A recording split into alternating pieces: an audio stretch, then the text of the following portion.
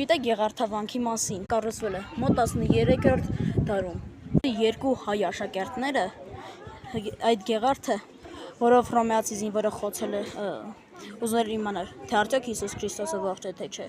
հենց այդ Գեղարդը հանել եւ գաղտնիորեն բերել են հենց այստեղ։ Գեղարդավանք։ Մեկնաբանություն գրում թե նախկինում ինչպես էր կոչվել Գեղարդը։ Գեղարդը պահվում է տարբեր տեղերում, օրինակ Մայր տաճարում կամ Երևանի պատմության, Հայաստանի պատմության թանգարանում։